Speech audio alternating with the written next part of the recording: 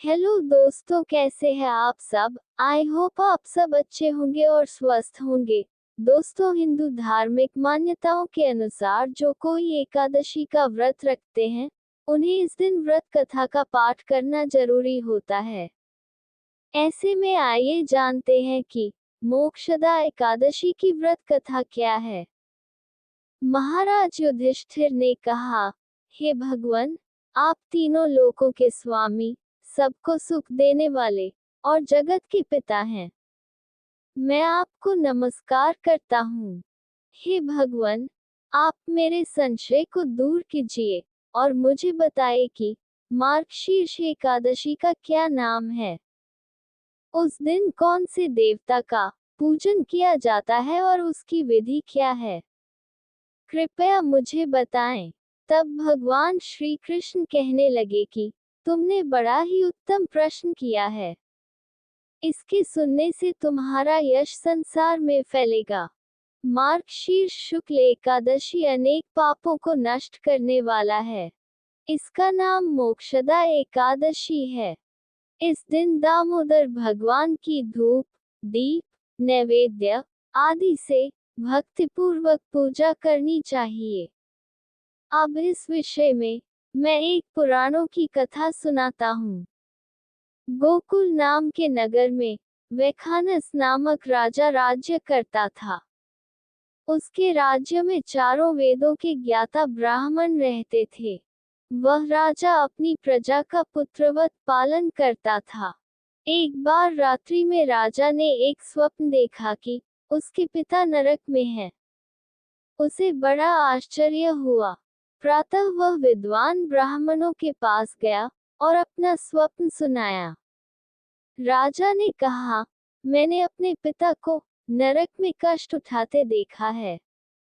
उन्होंने मुझसे कहा कि हे पुत्र, मैं नरक में पड़ा हूँ, यहाँ से तुम मुझे मुक्त कराओ।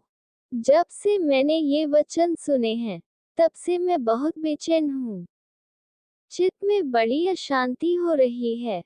मुझे इस राज्य, धन, पुत्र, स्त्री, हाथी, घोड़े आदि में कुछ भी सुख प्रतीत नहीं होता।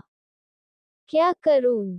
राजा ने कहा, हे ब्राह्मण देवताओं, इस दुख के कारण मेरा सारा शरीर जल रहा है।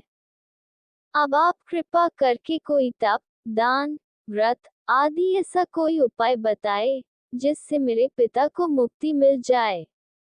उस पुत्र का जीवन व्यर्थ है जो अपने माता पिता का उद्धार न कर सके। एक उत्तम पुत्र जो अपने माता पिता तथा पूर्वजों का उद्धार करता है, वह 1000 मूर्ख पुत्रों से अच्छा है। जैसे एक चंद्रमा सारे जगत में प्रकाश कर देता है, परंतु हजारों तारे नहीं कर सकते। ब्राह्मणों ने कहा, हे राजन, यहाँ पास ही में भूत, भविष्य, वर्तमान के ज्ञाता पर्वत ऋषि का आश्रम है। आपकी समस्या का हल वे जरूर करेंगे। ऐसा सुनकर राजा ऋषि मुनि के आश्रम पर गया। उस आश्रम में अनेक शांत चित्त योगी और मुनि तपस्या कर रहे थे। उसी जगह पर्वत मुनि बैठे थे। राजा ने ऋषि मुनि को साष्टांग दंडवत किया। ऋषि मुनि ने राजा से सब कुशल मंगल पूछी। राजा ने कहा कि महाराज, आपकी कृपा से मेरे राज्य में सब कुशल हैं, परंतु अचानक मेरे चित्त में अत्यंत अशांति होने लगी है। ऐसा सुनकर पर्वत मुनि ने आंखें बंद की और भूत विचारने लगे। फिर बोले, हे राजन, मैंने योग के बल से तुम्हारे पिता के कुकर्मों को जान लिया है। उन्होंने पूर्व जन्म में कामातुर होकर एक पत्नी को रति दी, किंतु सौत के कहने पर दूसरे पत्नी को ऋतुदान मांगने पर भी नहीं दिया। उसी पापकर्म के कारण तुम्हारे पिता को नरक में जाना पड़ा। तब राजा ने कहा, हे ऋषि मुनि, इसका कोई उपाय बताइए। मुनि बोले, हे राजन, आप मोक्षदा एकादशी का उपवास करें और उस उपवास के पुण्य को अपने पिता को संकल्प कर दें। इसके प्रभाव से आपके पिता की अवश्य नरक से मुक्ति होगी। मुनि के ये वचन सुनकर राजा महल में आया और मुनि के कहने के अनुसार कुटुंब सहित मोक्षदा एकादशी का व्रत किया। इसके उपवास का पुण्य उसने पिता को अर्पण कर दिया। इसके प्रभाव से उसके पिता को मुक्ति मिल गई और स्वर्ग में जाते हुए वे पुत्र से कहने लगे, हे पुत्र तेरा कल्याण हो। ये कहकर स्वर्ग चले गए। मार्गशीर्ष मास की शुक्ल पक्ष की मोक्षदा एकादशी का जो व्रत करते हैं उनके समस्त पाप नष्ट हो जाते हैं। इस व्रत से बढ़कर मोक्ष देने वाला और कोई व्रत नहीं है। इस कथा को पढ़ने या सुनने से वायपी यज्ञ का फल मिलता है।